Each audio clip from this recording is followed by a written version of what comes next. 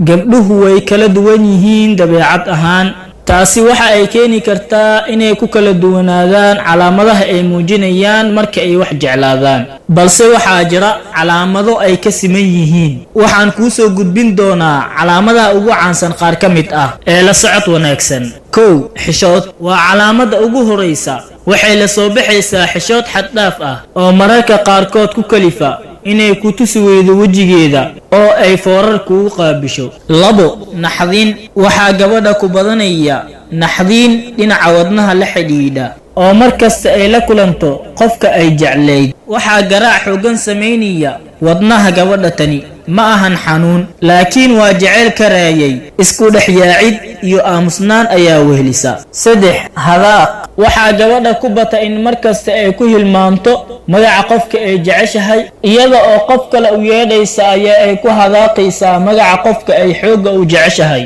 isla mudiyar kadib waxay ka noqonaysaa iyada oo iska dhigaysa inay qaldan tahay balse uu jiitay wixii qalbigeeda ku jiray afar ka sheekayn waxa aad arkaysaa iyada oo mararka qaarkood ka sheekaynaysa waa marka ay la joogto saaxiibadeeda dhabta ah ee aanay waxba kala qarsan ugana sheekaynaysa in ay si weyn u jeceshahay balse waxa ay ka faaloonaysaa dhaqamada fiican ee uu leeyahay qofka ay jeceshahay shan shaki waxay la soo baxaysaa shaki oo ay ka qabto in laga qaato jaceylkeeda xitaa haddii ay aaminsan tahay in uu daacad u yahay markasta oo ay arki weydo waxay u qaadataa in uu ku maqan yahay gabdho kale taasi oo sabab u ah shakiga aan la soo koobi karin lix eegmo badan waxa ay markasta jeceshahay in ay daawato qofka ay u bogtay kama dhergayso in ay daawato maantoo dhan waayo waxa u ooman meel dhinaca kale ma doonayso inuu arko qofkan ay eegmada ku badinayso marka uu soo eego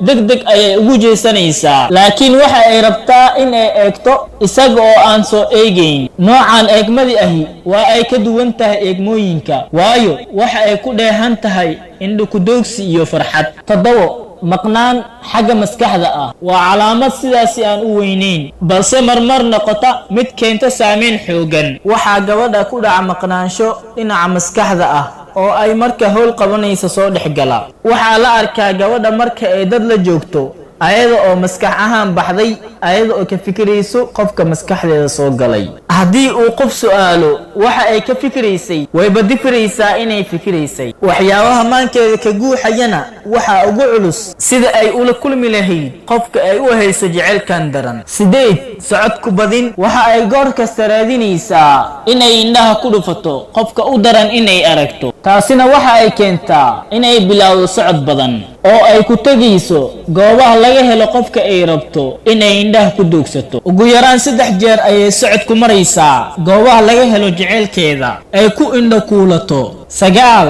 wax kasta haye markasta uu wax weydiiyo qofka ay jeceshahay waxay ugu jawaabtaa haye xitaa haddii ay waxaasi karayn arintani waa culayska uu leeyahay jecelku marna ma oran karto waxaasi ma awoodi karo 10 hadalkiisu ma dhibo qofka ay jeceshahay wax kasta oo ku yiraahdo uma keeno wax dhibaato ah hadday noqoto caay afxumo hanjabaad iyo wixii la mid ah kama xanaaqiiso waayo waxaa jiidanaya jecel aan la soo koobi karin waxay ku dadaalaysaa inay yeesho wax kasta oo raaligelinaya qofkan ay aadka u jeceshahay 11 xarago xad dhaaf ah waxay goor kasta iska dhistaa dhinaca lebiska iyo kala bedelidda dharka ni waa calaamad muujinaysa soo jiidashada qofka ay jeceshahay waxay ka baqaysaa in lagu naco labis xumada iyo xarago la'aanta ugu yaraan ilaa iyo 3 sid oo kala duwan ayay xidhataa marka ay doonayso in ay soo hormarto goobaha laga helo qofka ay jeceshahay 12 telefoon ku hadal badan waxa ay aad ugu dadaalaysaa in ay xidhiidh fiican la yeelato qofka ay jeceshahay